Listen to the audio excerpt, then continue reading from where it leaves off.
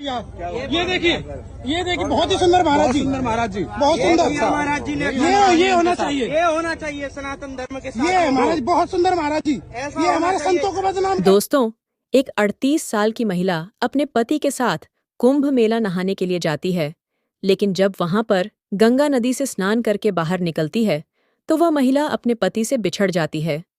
अब दोस्तों, वो महिला अपने पति को इधर उधर तलाशने की कोशिश करती है, लेकिन दोस्तों उसका पति उसको कहीं भी नहीं मिलता है। तो दोस्तों, वो महिला ना समझदारी से काम लेती है, कुछ पुलिस वालों के पास जाती है, उनसे बात करती है और फिर माइक में अपने पति का नाम अनाउंस भी करवाती है।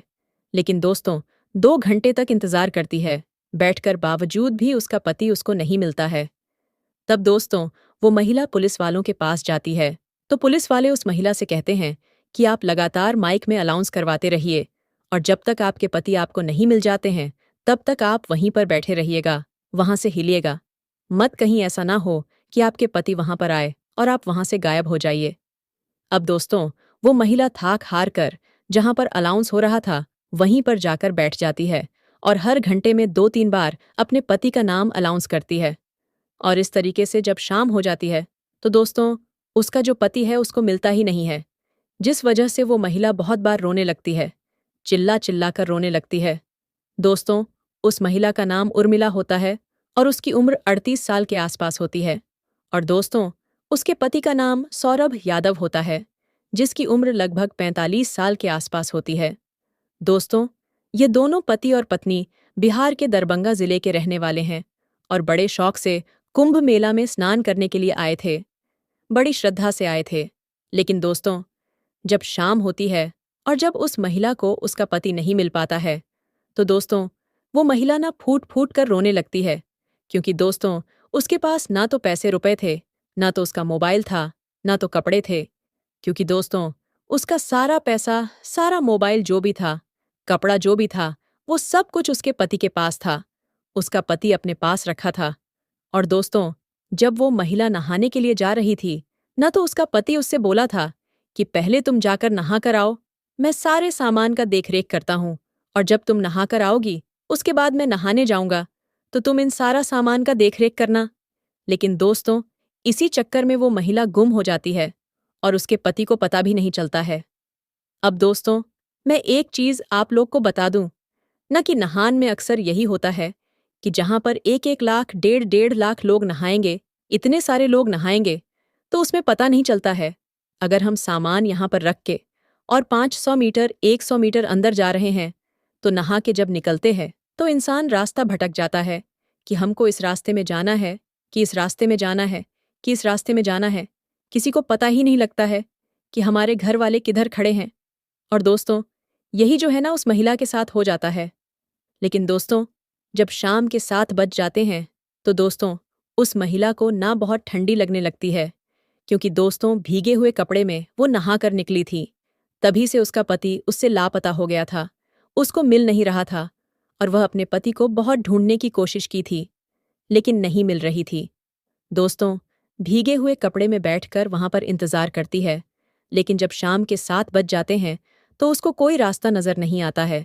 तो वो महिला एक साधु महात्मा के तंबू में जाकर बैठ जाती है और दोस्तों वहां पर आग जल रही थी तो ठंडी उसको लग रही थी, तो बैठकर वहां पर आग सकने लगती है। तभी दोस्तों वहां जो साधु बाबा बैठे हुए थे उस महिला से पूछते हैं कि आपके साथ क्या हुआ है, आप इतना परेशान क्यों हैं, रो क्यों रही हैं। तब दोस्तों महिला अपनी पूरी कहानी उन साधु बाबा को बता देती है कि इस तरीके से हमारे पति गुम हो गए हैं।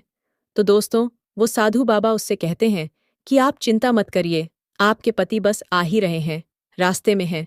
मुझे ऐसा लग रहा है कि 1-2 मिनट के अंदर आपके पति आपको मिल जाएंगे, आपके पति से आपकी मुलाकात हो जाएगी।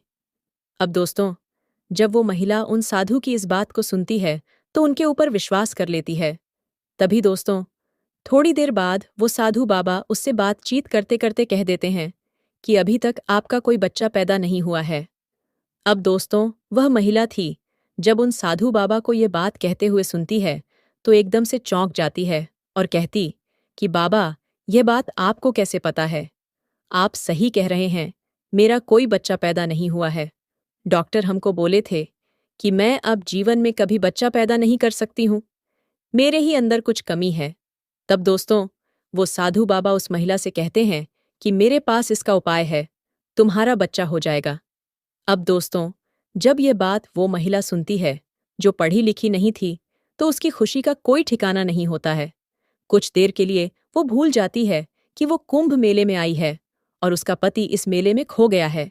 अब दोस्तों, वो महिला हाथ जोड़कर उन साधु बाबा के पैरों में गिर जाती है और उनसे कहती है कि बाबा, मैं बच्चे के लिए बहुत तड़प चुकी हूँ, बहुत तड़प रही हूँ। हमारे गांव के एक साधु बाबा बोले थे कि कुंभ मेला लगा है, जाकर स्नान कर लो। शायद तुम्हारी जो दुख है, तुम्हारी जो इच्छाएं हैं, वो पूरी हो जाएंगी। इसीलिए मैं अपने पति को लेकर यहाँ पर आई थी, लेकिन यहाँ आने के बाद मुझे आपसे मुलाकात हो जाएगी। ये तो मुझे पता ही नहीं था, और आप मेरे बारे में इस तरीके से सब कुछ अचानक से जान जाएंगे, ये भी मैं कभी नहीं सोची थी दोस्तों। वो महिला हाथ जोड़कर उन साधु बाबा से कहने लगती है कि बाबा, बताइए, मुझे बच्चा पैदा करने के लिए क्या करना पड़ेगा। तब दोस्तों, वो साधु बाबा उसको एक सेब खाने के लिए देते हैं और उनसे कहते हैं कि ये सेब खा लो और यहीं पर लेट जाओ, कुछ देर में सब कुछ ठीक हो जाएगा। अब दोस्तों, वो महिला जो थी ना, वो पढ़ी लिखी नहीं थी, ज्यादा पढ़ी लिखी नहीं थी, ज्यादा जानकार भी नहीं थी, और वो महिला उन साधु बाबा के बात को मान जाती है और जो सेब देते हैं उसको खा लेती है। और जैसे ही वो खाती है ना, तो बेहोश उसी हालत में उन्हीं के तंबू में सो जाती है।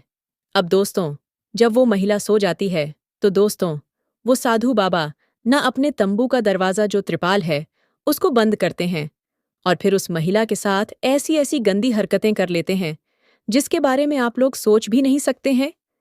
लेकिन दोस्तों, उस महिला को 5 घंटे बाद जब थोड़ा सा होश आता है, तो दोस्तों, वो साधु बाबा ना फिर से उसको एक सेब खिलाते हैं, तो वो महिला फिर से नशे की हालत में चूर हो जाती है और उन्हीं के तंबू में पड़ी रहती है, वहीं पर सो जाती है।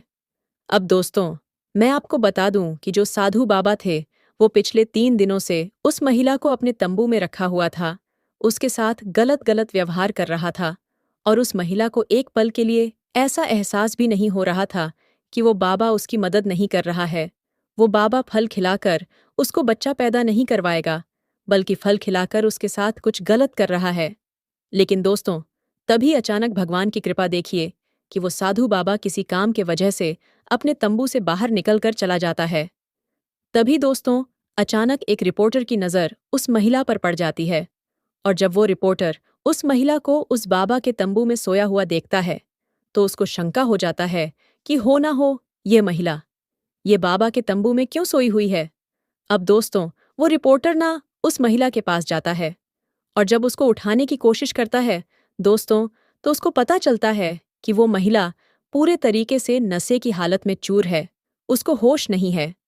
अब दोस्तों, वो रिपोर्टर 3-4 पुलिस वालों को तुरंत वहां पर बुलाता है और सारा मामला समझता जाता है। और पुलिस वाले जब उस महिला को उठाने की कोशिश करते हैं, तो महिला उठती है, और जब पुलिस वाले उससे पूछताछ करते हैं कि आप यहाँ पर क्या कर रही हैं, किसके साथ यहाँ पर सोई हुई हैं, तो दोस्तों, वो महिला बताती है कि हमारे साथ यहाँ पर एक बाबा बैठे हुए थे, उन्हीं के साथ मैं यहाँ पर पूजा पाठ कर रही थी। तब दोस्तों, पुलिस वाले उससे पूछते हैं कि वो बाबा कहाँ चले गए हैं जिनके साथ आप यहाँ पर बैठकर रुकी थी, पूजा पाठ कर रही थी। तब दोस्तों, वो महिला बताती है कि अभी तो यहाँ पर मेरे साथ बैठे हुए थे, सोए हुए थे, अभी वो बाहर चले गए हैं। अब दोस्तों, मैं आपको बता दूं ना कि वो महिला इतनी भी होश में नहीं थी कि वो बाबा उसके साथ क्या किया है, क्या नहीं किया है, या फिर कितने दिनों से वो बाबा के तंबू में सोई हुई है, उसको इस बात की भी भनक नहीं थी।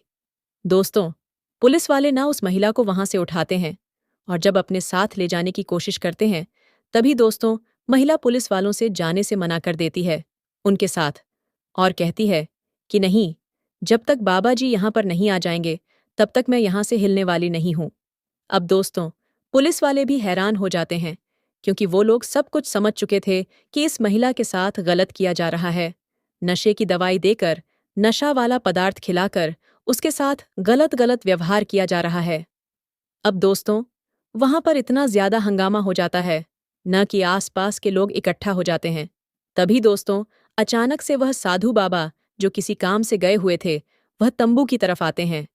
तो दोस्तों, वह महिला उनको देखकर पहचानती है और फिर पुलिस वालों से कहती है कि लो, देख लो, साधु बाबा आ गए हैं, इन्हीं से बात कर लो। हमसे क्या पूछे हो? इन्हीं से पूछ लो जो पूछना है। अब दोस्तों, जब वो साधु बाबा न पुलिस वालों को अपने तंबू में देखते हैं, इतने सारे लोगों को देखते हैं, तो दोस्तों वो एकदम से चौंक जाते हैं और वहां से साइड हटकर भागने की कोशिश करने लगते हैं। लेकिन दोस्तों, जब पुलिस वालों की नज़र उस साधु बाबा पड़ जाती है, तो दौड़ाकर साधु बाबा को पकड़ लिया जाता है और जब उनसे पूछताछ किया जाता है, तो दोस्तों कुछ ऐसे ऐसे घटना के बारे में जानकारी मिलती है, खुलासा होता है, जिसके बारे में आप लोग सोचना तो दूर, कुछ भी मतलब आप लोग ये मान ही नहीं सकते हैं कि वो बाबा ऐसा भी कर सकता है दोस्तों। वो पुलिस वाले जब उनसे पूछताछ करते हैं ना, तो वहां पर खुलासा ये होता है कि जो साधु बाबा थे, वो जयपुर के रहने वाले थे और वो कोई साधु बाबा नहीं थे, बल्कि वो एक मुस्लिम थे। और दोस्तों साधु बाबा का भेष बनाकर पैसा कमाने के लिए कुंभ मेले में आए हुए थे। और दोस्तों, आप लोग तो जानते ही हैं कि जैसे ही कुंभ मेला स्टार्ट हुआ है, तो लोग पैसा कमाने का तरह तरह का धंधा बना लिए हैं। कोई चाय बेच रहा है, कोई टीका लगा रहा है, टीका लगा के पैसा कमा रहा है। अब ये लोग की धारणा बन गई है कि 2-3 महीने तक कुंभ मेला रहेगा, तो इसमें इतना पैसा कमा लिया जाए कि 1-1.5 करोड़ रुपए, 50 लाख रुपया इनकी मानसिकता बन चुकी है कि इतना तो हमको मेला में कमा ही लेंगे, चाहे कुछ भी क्यों ना करना पड़े।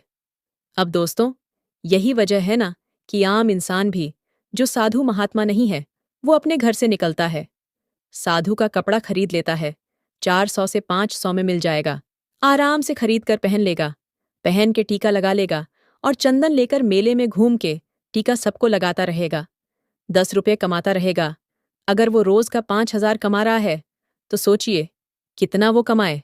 दोस्तों, इसी मानसिकता की वजह से बहुत सारे लोग कुंभ मेला के अंदर आए हैं और अपना भेष बदलकर इस तरीके का काम कर रहे हैं। अब दोस्तों, जब इस तरीके से जब पूरे मामले का वहां पर खुलासा हो जाता है, तो दोस्तों पुलिस वाले और वहां की जनता उन साधु बाबा की इतनी पिटाई करती हैं, इतनी ज्यादा पिटाई करती है कि दोस्तों आप लोग सोच भी नहीं सकते हैं। दोस्तों, जब साधु बाबा का वहां पर खुलासा हो जाता है ना, तो जितनी भी भीड़ थी वहां पर उसको जानते हैं। सब लोग को जब पता चलता है कि वो एक मुसलमान है और साधु बाबा का भेष बनाया है, तो आसपास के तंबू में जितने भी ओरिजिनल साधु बाबा लोग बैठे हुए थे, उनके पास वो क्या बोलते हैं, वो जो नागा बाबा लोग हड्डी वगैरह कुछ लेके चलते हैं, उसी से उसकी खूब पिटाई करते हैं और उसका पूरा कपड़ा उतरवाया जाता है, उसको नंगा कराया जाता है और फिर पुलिस वाले उसको अपने साथ लेकर चले जाते हैं। फिलहाल दोस्तों, अभी ये देखना बाकी है कि पुलिस वाले उस ढोंगी बाबा के साथ क्या कार्रवाई करते हैं, उसके ऊपर क्या कार्रवाई होती है। हालांकि दोस्तों, उसको साधु बाबा भी कहना सही नहीं है, ये मेरे लिए बहुत बुरा है, क्योंकि जो साधु है ही नहीं, उसको साधु का दर्जा देना बहुत गलत बात है। क्योंकि दोस्तों, वो तो एक मुसलमान था और साधु का भेष बनाकर कुंभ मेला में पैसा कमाने के लिए आया था, पैसा झटन के लिए आया था। और दोस्तों, एक चीज मैं आप लोग को बता दूं ना कि कुंभ मेले में 70 पर लोग अच्छे होते हैं, 30 पर लोग बुरे होते हैं। क्योंकि जो लोग साधु महात्मा के भेष में आते हैं, ज्यादातर लोग लूटपाट करने के लिए आते हैं, पैसा कमाने के लिए आते हैं। और दोस्तों, जो साधु महात्मा लोग अच्छे होते हैं, वो महिलाओं से कुछ दूरी बनाकर रखते हैं, इनफैक्ट महिलाओं से बातचीत तक नहीं करते हैं। एक 10 साल की बच्ची को एक अघोरी बाबा था, बैठाकर अपने साथ रखा था कई हफ्तों से और कह रहा था कि ये बच्ची मेरे पास रहेगी, जिस जिंदगी भर इसके माता पिता हमको दान करके चले गए हैं। लेकिन जब उस बच्ची से पूछता है किया जाता है और उस बाबा का जब खुलासा किया जाता है, तो पता चलता है कि वो बाबा नशीला पदार्थ खिलाकर उस बच्ची को अपने साथ रखा था और वो बच्ची इतने नशे में थी कि सब कुछ सही सही नहीं बता पा रही थी। हालांकि जब 4-5 रिपोर्टर लग उससे बातचीत करने लगते हैं, तो वो बच्ची अपना बयान बदलने लगती है, क्योंकि वो बच्ची खुद होश में नहीं थी, तो सही सही बयान कैसे दे पाएगी। और दोस्तों, इस तरीके की हरकत न कुंभ मेला में एक नहीं बल्कि हजारों लोग करने वाले हैं। इसलिए दोस्तों, आप लोगों से हाथ जोड़कर विनती है कि अगर आप लोग कुंभ मेला में नहाने के लिए जाते हैं, तो आप लोग अपने परिवार के साथ अच्छे से रहिए, सबको एक साथ रखिए। और एक चीज मैं आप लोग को बताता हूं, आप लोग कुछ ऐसा रस्सी वगैरह बांध लीजिए हाथ होठ में कि सब लोग एक साथ रहे, बिछड़े ना। क्योंकि दोस्तों, ये कोई जरूरी नहीं है कि कुंभ मेला में पहले दिन ही स्नान करेंगे तभी हमको फल मिलेगा। अगर लास्ट दिन भी स्नान करेंगे तो पानी वही रहेगा, गंगा जी वही रहेंगी, पवित्रता वही रहेगी, मान सम्मान वही रहेगा। इसीलिए आप लोग लास्ट में जाइए और कुंभ मेला स्नान करके आइए। फिलहाल दोस्तों, आज के इस वीडियो में इतना ही इस बाबा के बारे में और इस महिला के बारे में, इसके सब कर्त के बारे में आप लोग क्या कहना चाहेंगे, आप लोग हमें कमेंट बॉक्स में बताइएगा। फिलहाल पुलिस वाले इस बाबा को गिरफ्तार करके लेकर चले गए हैं और उस महिला को भी छोड़ दिया गया है। चलिए दोस्तों, फिलहाल आज के इस वीडियो में इतना ही। वीडियो पसंद आया तो वीडियो को लाइक, चैनल सब्सक्राइब जरूर करिएगा। आप सभी लोग का बहुत बहुत धन्यवाद।